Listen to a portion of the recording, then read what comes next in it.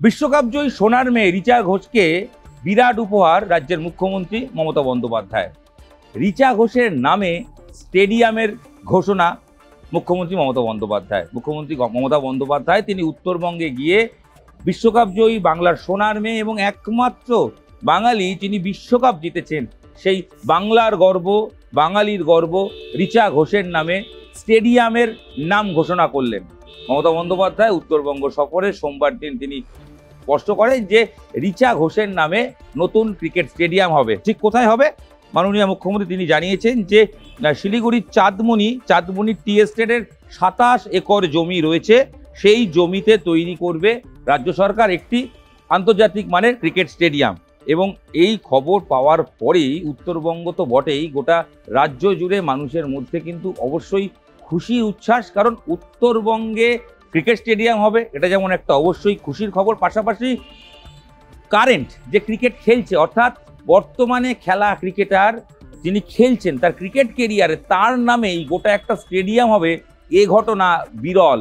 পশ্চিমবঙ্গের ক্ষেত্রে তো হয়নি, ভারতের ক্রিকেট ক্ষেত্রেও এরকম ঘটনা কোথাও হয়েছে কিনা কেউই মনে করতে পারছেন না।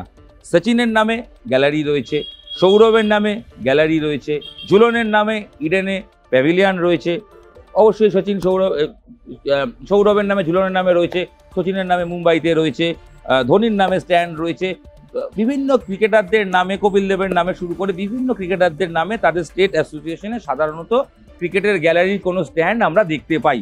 এটা বিভিন্ন সময় হয়েছে, অতীতেও হয়েছে, বর্তমানেও হচ্ছে।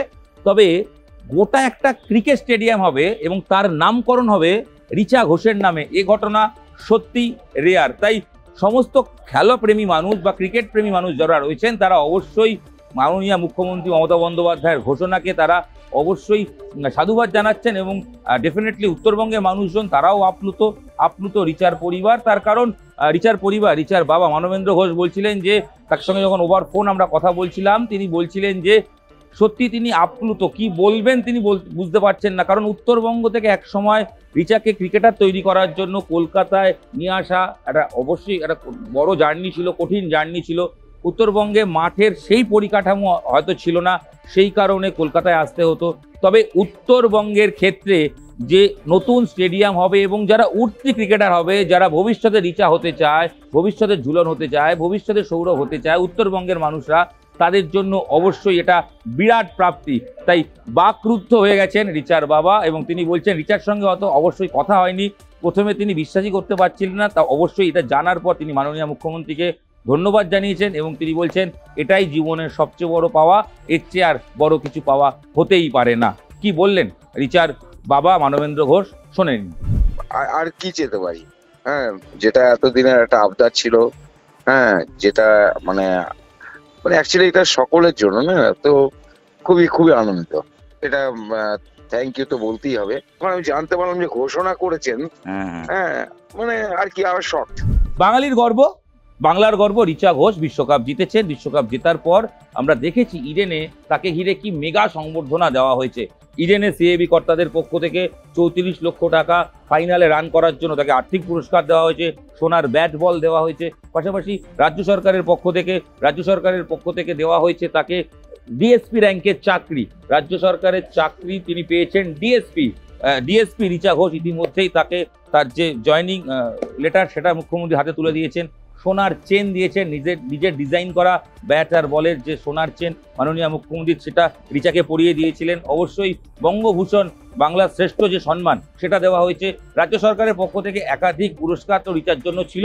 ইডেনে আমরা গত শনিবার সেই অনুষ্ঠান দেখেও নিয়েছি এবং রিচাকে ঘিরে মাননীয় মুখ্যমন্ত্রী যে কতটা গর্বিত ছিলেন তিনি সেই সময়েও জানিয়েছিলেন। তবে অবশ্যই বিরাট প্রাপ্তি খেলাধুলো মানুষের জন্য, উত্তরবঙ্গে মানুষের জন্য, পশ্চিমবঙ্গবাসীর জন্য যে একটা সম্পূর্ণ ক্রিকেট স্টেডিয়াম যেটা হতে চলেছে উত্তরবঙ্গে 27 একর জমির ওপর এবং খুব তাড়াতাড়ি তার কাজ শুরু হবে বলেই শোনা যাচ্ছে। এবং সব মিলিয়ে রিচা ঘোষের নামে একমাত্র যিনি কারেন্ট ক্রিকেটার, যিনি ক্রিকেট খেলছেন তার নামে পূর্ণ একটি স্টেডিয়াম, এই ঘটনা ভারতবর্ষের ইতিহাসে কোথাও নেই। তাই অবশ্যই মুখ্যমন্ত্রী মমতা বন্দ্যোপাধ্যায়কেও ধন্যবাদ, তার কারণ খেলাধুলোর পাশে তিনি যেভাবে থাকলেন এবং যেভাবে তিনি রিচাকে সম্মানিত করলেন রিচার নামে স্টেডিয়াম ঘোষণা করলেন এবং উত্তরবঙ্গ থেকে যাতে আরও খেলোয়াড় উঠে আসতে পারে তার জন্য এই স্টেডিয়াম যে ঘোষণা করা সেটা অবশ্যই সে ব্যাপারে সৌরভ গঙ্গোপাধ্যায় তিনিও উচ্ছ্বসিত।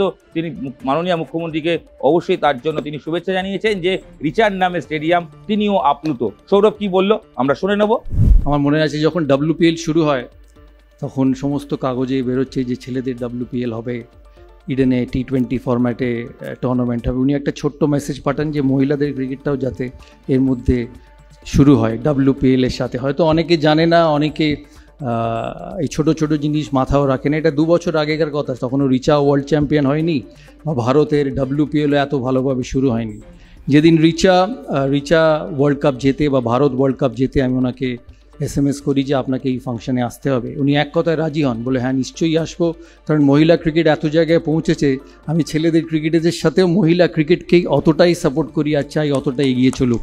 সব মিলিয়ে সৌরভ গঙ্গোপাধ্যায় তিনি আপ্লুত গোটা বাংলা। তার কারণ রিচা ঘোষ বাংলার এই মুহূর্তের সুপারস্টার, বাংলার সৌরভ ঝুলনের সঙ্গে এক আসনে বসা এবং অবশ্যই প্রথম বাঙালি মহিলা ক্রিকেটার বাঙালি যিনি বিশ্বকাপ জিতেছেন। তাই রিচার নামে এই স্টেডিয়াম, রিচার জন্য এই উপহার, খেলাধুলোর জন্য এই পুরস্কার অবশ্যই এই মুহূর্তের সবথেকে খেলাধুলোর জগতের বড় নিউজ 18 বাংলা ডিজিটালে আপনাদের সঙ্গে আমি ইরণ রায় বর্মন ছিলাম। এই ভিডিও এখানেই শেষ করছি, দেখা হচ্ছে পরবর্তী ভিডিও। সঙ্গে থাকুন, দেখতে থাকুন নিউজ 18 বাংলা ডিজিটাল। এবং শেষ করার আগে রিচার সেই বক্তব্যটা আরেকবার থাকুক, আপনারা শুনুন। নিউজ 18 বাংলাকে ইন্টারভিউ দিতে গিয়ে রিচা বলেছিলেন যে মহিলা ক্রিকেট যখন তিনি শুরু করেছিলেন পরিকাঠামোগত কি অসুবিধা হতো। যখন বাবা আমাকে ছোটোবেলায় হাত ধরে আমাকে মাঠে নিয়ে গেল, আমি যখন স্টার্ট করলাম নিজের কেরিয়ার, তো আস্তে আস্তে অনেক কিছু ফেস করতে হয়। কি যেরকম ব্যাট কেনার জন্য ধার নেওয়া, প্লাস অনেকে ব্যাক করতো না ওই টাইমে, অনেকে বাধা দিয়েছে। তো আই থিঙ্ক ওই জিনিসগুলো যেভাবে বাবা ট্যাকেল করে আমাকে এই জায়গাটা নিয়ে এসেছে, আই থিঙ্ক ওটা অনেক বড় ব্যাপার। আশা করি রিচার এই আক্ষেপ আর থাকবে না যখন তার নামে তৈরি হয়ে যাবে আধুনিক এক ক্রিকেট স্টেডিয়াম। ভিডিও এখানেই শেষ করছি, ভালো লাগলে শেয়ার করবেন। ধন্যবাদ।